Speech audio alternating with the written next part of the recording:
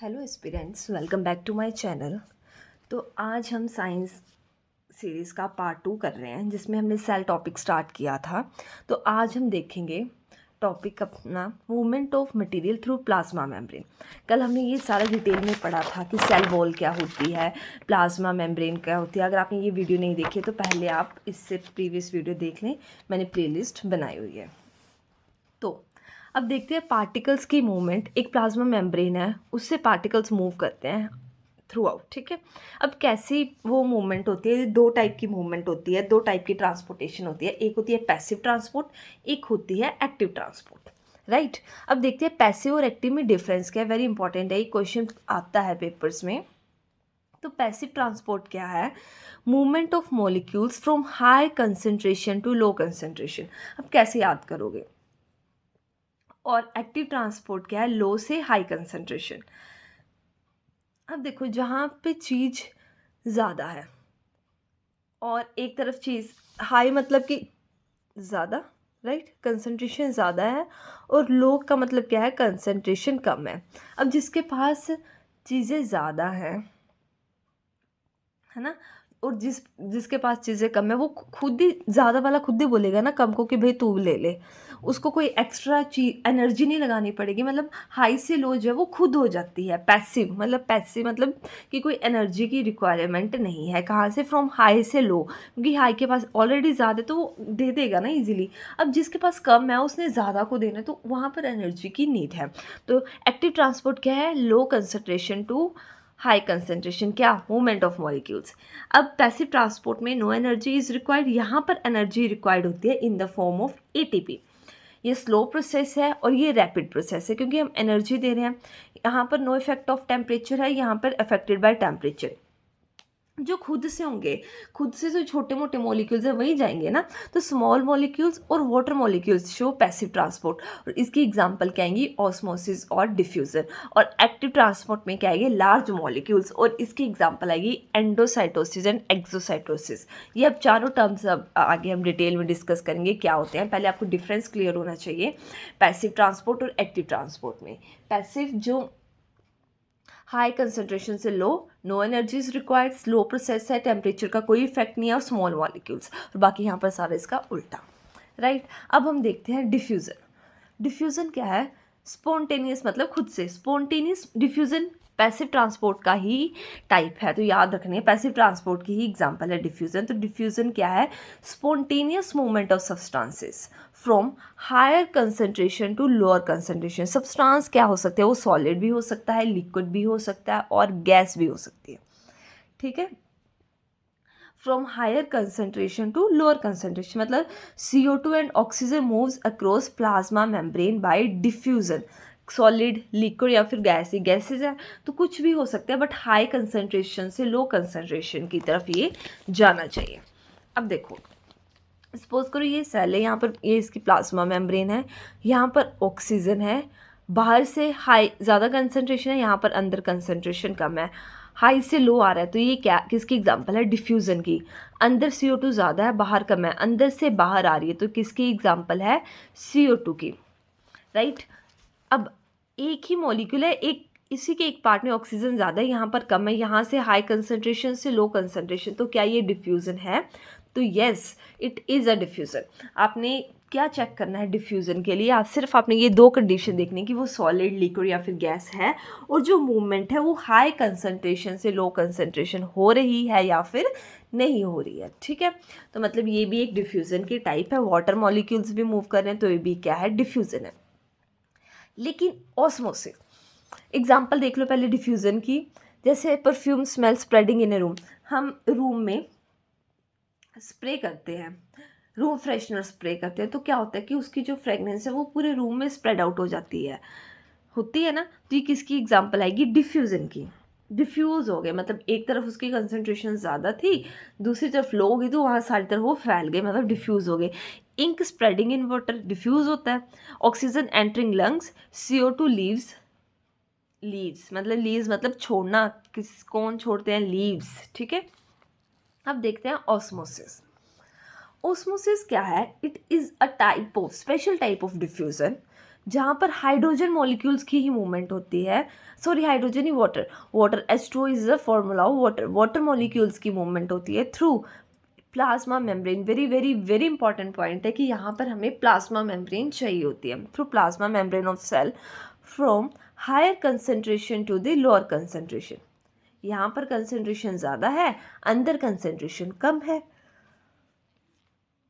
ये क्या है, मूवमेंट है हाई से लो की तरफ, और इसके बीच में क्या आती है, एक प्लाज्मा मेम्ब्रेन आती है, राइट। तो यही मैंने आगे डिफाइन किया है कि ऑस्मोसिस क्या है, ये स्पेशल केस है डिफ्यूज़न का। ऑस्मोसिस तो सीधा हाई से लो कंसंट्रेशन और सॉलिड लिक्विड गैस कुछ भी हो जाए, लेकिन डिफ्यूज़न में हमने दो कंडीशंस पढ़ी हैं, वो दो कंडीशंस हमने डिफ्यूज़न में चेक करनी है कि जो मूवमेंट है वो सॉल्वेंट का होना चाहिए और वाटर का, और सिलेक्टिवली परमेबल मेम्ब्रेन की इन्वॉल्वमेंट, मतलब प्लाज्मा मेम्ब्रेन होनी ही चाहिए, movement across the plasma membrane होनी चाहिए, ठीक है।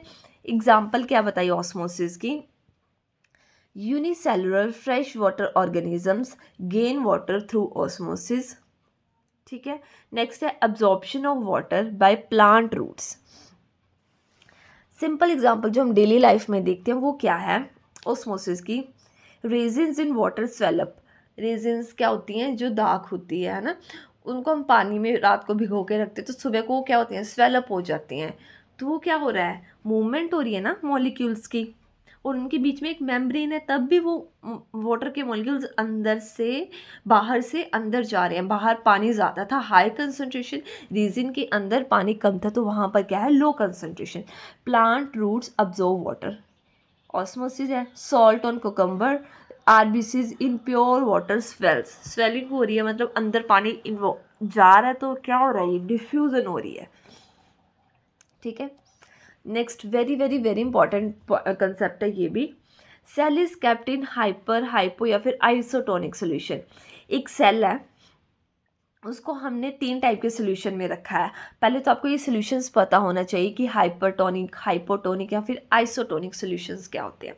अब देखो, हाइपरटोनिक मतलब सल्यूट क्या होगा, ज़्यादा, हाइपर, हाइपर हो गया, हाइपर मतलब ज़्यादा, ज़्यादा गुस्सा आएगा, हाइपर वही होता है। तो आपने ये याद रखना है, हाइपर में क्या होता है, सल्यूट की जो कंसंट्रेशन है ज़्यादा होती है। आपको सल्यूट और सॉल्वेंट तो मेरे अकॉर्डिंग पता होगा, लेकिन नहीं पता तो इट्स ओके, मैं आपको बता देती हूँ।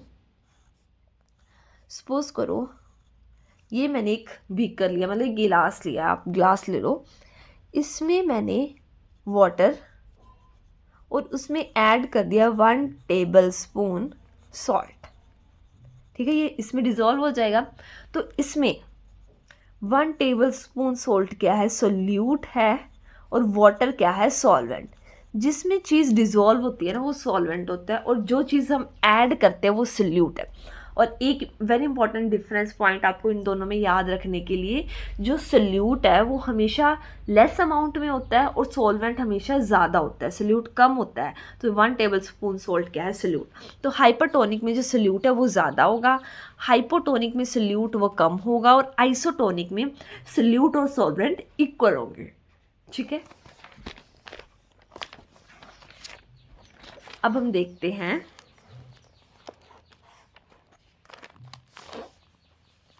हाइपरटोनिक, आइसोटोनिक और आइसोटोनिक सॉल्यूशन में अगर हम अपने सेल को रखें तो क्या होगा, ठीक है। ये हमने यहाँ पर पॉइंट्स देख लिए।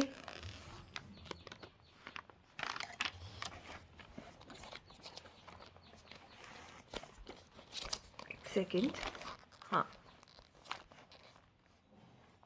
पहले है हाइपरटोनिक सॉल्यूशन, मतलब सल्यूट, हाइपर में क्या बताया, बाहर सल्यूट ज़्यादा है, और यहाँ पर अंदर पानी, मतलब सल्यूट बाहर ज़्यादा है, बाहर सल्यूट ज़्यादा है, तो मतलब सॉल्वेंट कम होगा। सॉल्वेंट क्या है, पानी, तो बाहर पानी कम है, तो मतलब अंदर जो है वो पानी ज़्यादा होगा, ठीक है।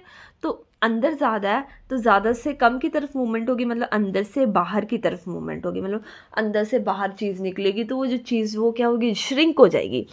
मोर solute outside, less water outside, बाहर पानी कम है। सल्यूट और सॉल्वेंट इन्वर्स है।